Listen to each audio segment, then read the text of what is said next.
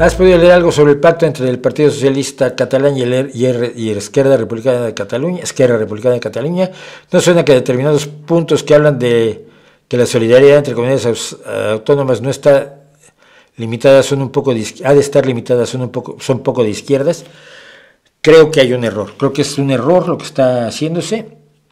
No lo pienso yo, lo piensan muchos socialistas a los que les tengo un enorme respeto, como Javier Fernández, el propio presidente de mi comunidad aquí en Asturias, varios a los que respeto menos, como García Page, pero gente muy razonable ha dicho que probablemente este pacto no es lo más conveniente y hay que replanteárselo. Primero hay que ver que se vote, si se vota o no se vota en el Parlamento, pero yo no